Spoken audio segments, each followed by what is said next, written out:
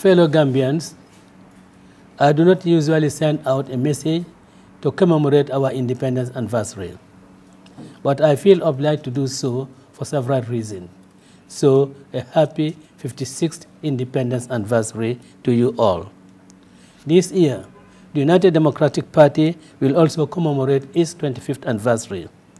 It is a year in which we anticipate that on the 4th of December 2021, victory will be ours, inshallah. Today, I want to remind us all of the struggle our fathers and forefathers waged for us to be where we are now. To remind us of the strong message that is emboldened in our national anthem. A message that should remind each and every one of us in our every thinking moment what the Gambia, our homeland, is and should mean to us. The words that all may live in unity, freedom and peace each day. The words, let justice guide our actions towards the common good. The words, and join our diverse people to prove man's brotherhood. And the words, we pledge our firm allegiance, our promise we renew, should always be at the back of our minds that this Gambia, our homeland, is our identity and our birthright. My message to you all today is a message of renewed hope, a message of unity, a message of peace, a message of oneness and togetherness, and a message of patriotism above all else. Fellow Gambians, each day we hear the news of our sisters and daughters losing their lives whilst giving life. Each day we hear of our sons and daughters dying in foreign lands, being deported back home unceremoniously, or drowning because they dared to cross the Sahara Desert and the Mediterranean Sea to look for greener pastures. Each day we hear the cries of our mothers, our wives, our sisters about the high cost of living and the inability to feed their children. And each day we see our sons and daughters cursing each other, swearing at each other, discriminating against each other on tribal and religious lines. Never in the history of our homeland have we endured such polarization as in the past few years. Ours was a close-knit society of tolerance, a society of sutra, and a society of social cohesion. Some of us have been privileged to have a taste of what that social cohesion and social inclusiveness was and how it felt. Unfortunately, our children and grandchildren have not been fortunate enough to enjoy that beauty amongst us. I call upon all of us who knew what it felt like to share and show those who were not lucky to witness that era what it feels like to belong, to be one, to be our brothers and sisters keepers, our neighbors keepers, and to live in harmony. It is unfortunate that those born during the late 1980s to date have not witnessed this beauty. It is unfortunate that the regime that brought in the military junta broke the chains of ethnic and religious tolerance and instilled hatred and contempt amongst us. It even fostered regional rivalry in the country, all in an effort to divide and rule us politically.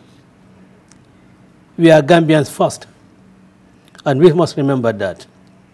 We promise and commit that a UDP government will bring back that sense of patriotism and oneness in our society. We promise that there will be zero tolerance for tribal, ethnic, and religious division. There is no Mandinga Gambia. There is no Fula Gambia. There is no Wolof Gambia.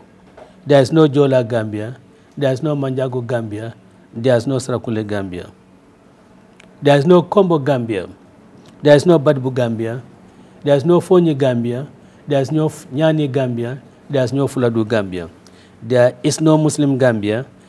And there is no Christian Gambia. There is only one Gambia.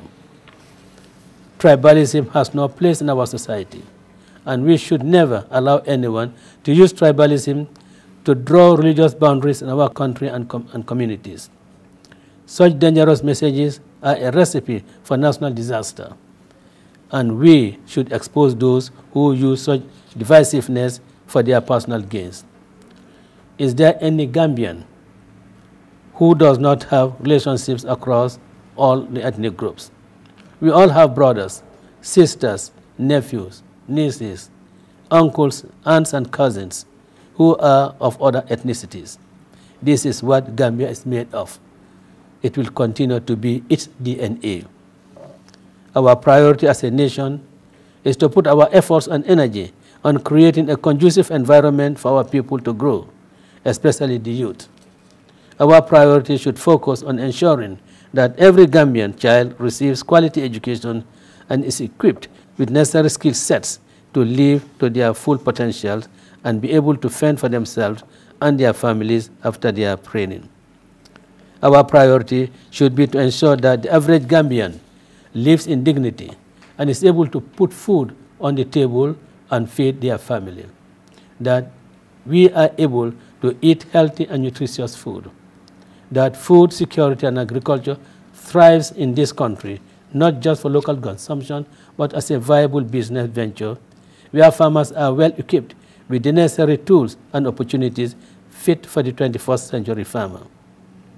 Our priority should focus on ensuring that our health center and hospitals is fully equipped to serve each and every one of us, irrespective of one's social status, that our health professionals are equipped and motivated to serve us ethically and with professionalism as they should, that we do away with water and energy costs that has haunted this country for almost 50 years, and that we are able to fully engage in this global village with reliable and affordable internet connectivity and other 21st century amenities that the world takes for granted.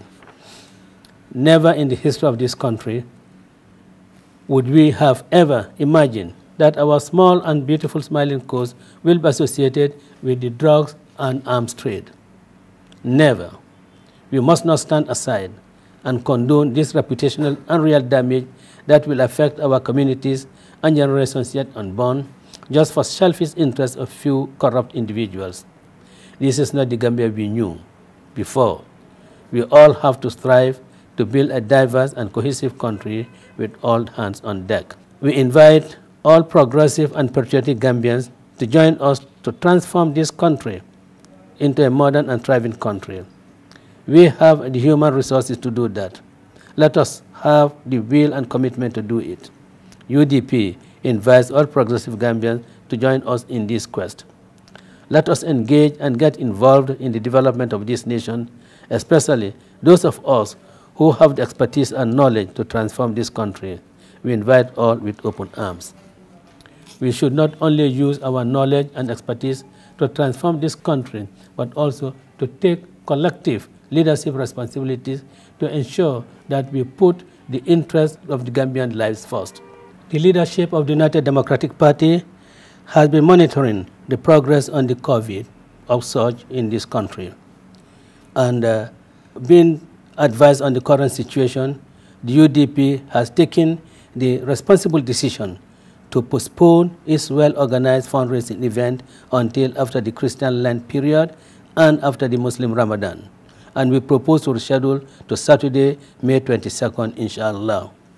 We take note of the government decision for a national lockdown from the 8th of March.